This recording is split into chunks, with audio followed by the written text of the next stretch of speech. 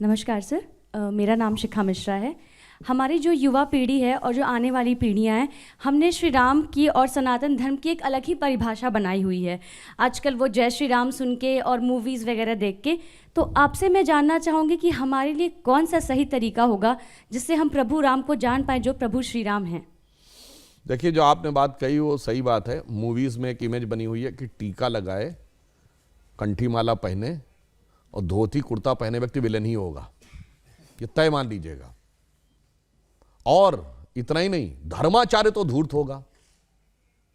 इतना ही नहीं, प्रोफेसर मजाक का पार्ट होगा। पढ़ने लिखने वाला छात्र बेवकूफ होगा, वो चतुर महालिंगम होगा। और क्लास बंक करने वाला इंटेलिजेंट होगा।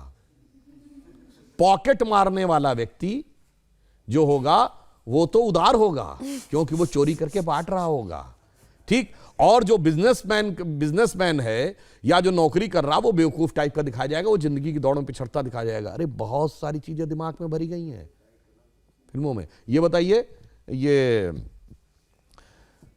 फौजी के डिसिप्लिन का मजाक उड़ेगा। हर हिंदी फिल्म में साउथ इंडियन मजाक का पार्ट होगा। हम लोग के जन्म के आसपास के जमाने की फिल्म वो कौन सी थी, पड़ोसन, मास्टर पिल्लई, एक चतुर नार करके सिंगार, वो भी मजाक के पार्ट होंगे। और अभी इधर कौन सी फिल्म थी, इसमें खजाना खोजने के लिए जाते हैं, जिसमें वो कहता है कि गोवा तक पहुंचने के लिए कितना टाइम लगेगा। उसने कहा जब तक नाम बताऊंगा तो बता देगा, श्रीनिवास, वेंकटेश, फलाना, अय्यर। उसका ही मजाक। भाई ये क्या है, उत्तर दक्षिण में लड़ाना है। हर फिल्म में सरदार मजाक का पार्ट होगा।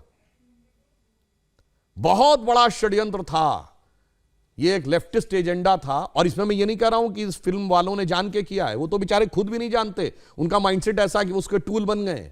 तो नई पीढ़ी ने तो बहुत कुछ ऐसा ही देखा है और ये बड़े करीने से उसके दिमाग में बैठा दिया गया है। अरे भाई, हम लोग भी बच्चे थे तो ऐसी बात रहती थी, बाबा आ जाएगा, झोली बाबा पकड़ के ले जाएगा, तो मतलब वो दाढ़ी वाला बाबा ही झोली होगा। और मैं किसी के प्रति अवमानना नहीं करना चाहता, मगर एक बात बताइए, कभी किसी मौलवी को नेगेटिव रोल में दिखाया गया हो तो बताइए। इवन आतंकवाद वाली फिल्मों में भी उसको कैरेक्टर रोल में दिखाया जाएगा। ये सोचने की बात है। एक ही फिल्म में, अमिताभ बच्चन जी की फिल्म है 1970 के दशक की, जिसमें जब उनकी भाभी आती हैं और या मां अगर उनको प्रसाद देगी, मैं नहीं लेता ऐसा प्रसाद, मैं नहीं मानता ऐसे भगवान को जो गरीब का पेट नहीं भर सकता, उसी फिल्म में 786 का बिल्ला उनकी जान बचाता है और उसको यूं हाथ से लगा रखते हैं। सोचिए कैसे दिमागों में चीजें भरी गई हैं। इसलिए मैं युवा पीढ़ी से कहूंगा, इस जगत प्रपंच से बाहर निकलिए और ओरिजिनल अपने टेक्स्ट पढ़िए। विवेकानंद का साहित्य पढ़िए, स्वामी राम तीर्थ का साहित्य पढ़िए, श्री अरविंदो का साहित्य पढ़िए, गांधी जी ने जो लिखा है उसको पढ़िए। कार्यक्रम के शुरू होने से पहले कुछ आप विवरण दे रहे थे, मैं चाहती हूँ वो दर्शकों तक भी पहुंचे। कैसे समय की चाल बदली। देखिए, हम आपको एक बात ये बताएं, आप सब ने शनि की 7.5 वर्ड सुना होगा। ये 7.5 का मतलब क्या होता है? शनि एक राशि पे 2.5 साल रहता है और वो इतना शक्तिशाली, जिसे ढैया कहते हैं आप, एक उसकी इतना शक्तिशाली होता है कि एक राशि आगे और एक राशि पीछे तक इंपैक्ट रखता है। यानी कोई बहुत पावरफुल है तो उसका इंपैक्ट एक स्टेप आगे एक स्टेप पीछे, तो 2.5, 2.5, 2.5, 7.5। तो कहते हैं ना, पहली ढैया, दूसरी ढैया, तीसरी ढैया। 12 राशियां हैं तो टोटल कितना हुआ? 12 × 2.5, 30 ईयर्स। तो शनि का रोटेशन साइकिल 30 ईयर्स है। भगवान राम के भी तो 7.5 लगी थी, कहा था तो बन गए थे। तो 2.5 साल मतलब 30 साल का रोटेशन साइकिल शनि का है। ये तो हमें हजारों साल से पता था, इनको कब पता चला? अभी 100-200 साल पहले। और ये बताते हमको, हम साइंटिफिक थे, तुम नहीं थे। मेरे भाई, तुमने तो कहा सूर्य पृथ्वी के चारों ओर घूमता है। और मजे की बात जानते क्या है? गैलीलियो ने कहा 1633 में कि सूर्य पृथ्वी के चारों ओर घूमता है। यह गलत है, पृथ्वी सूर्य के चारों ओर घूमती है। तो उसको कह दिया गया कि तुम्हारी मौत की सजा दे दी जाएगी। उसने माफी मांगी, उसको अपराधी चर्च का घोषित किया गया, चर्च का अपराधी। और वो चर्च के अपराधी की श्रेणी में जानते कब तक रहा है? 1992 तक। पोप जॉन पॉल II ने उसका नाम हटवाया।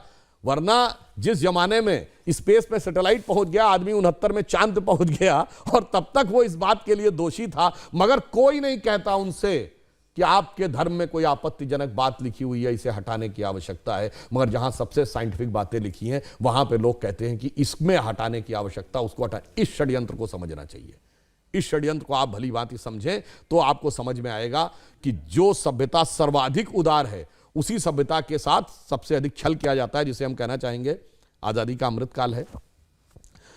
तो हम कहते थे ना, हो गए हैं स्वप्न सब साकार कैसे मान ले हम, टल गया सर से व्यथा का भार कैसे मान ले हम, राष्ट्र को है लोग भूले, स्वार्थ है युग मंत्र सारा, वर्ग जाति विभेद की अब बह रही है कलुष धारा, इस अमा के तिमिर को, यानी अमा अंधकार, तिमिर मतलब अंधकार, रात्रि के अंधकार को अब अरुणिमा क्या मान ले हम, टल गया सर से व्यथा का भार कैसे मान ले हम। और आगे की लाइन सुनिए, वो महत्वपूर्ण है, वेशवाणी तत्व दर्शन दूसरों से यह सभी ले, विकृति को हम ग्रहण करते निज प्रकृति को आज भूले, इस विदेशी नकल को अब अस्मिता क्या मान ले हम, हो गए हैं स्वप्न सब साकार कैसे मान ले हम। इसीलिए मोदी जी ने क्या कहा है, अमृत काल के जो 5 प्रण हैं उनमें पहला है भारत को विकसित राष्ट्र बनाना है, दूसरा है गुलामी की मानसिकता के हर प्रभाव से अपने को मुक्त करना है, और तीसरा है अपनी विरासत पे गर्व करना है।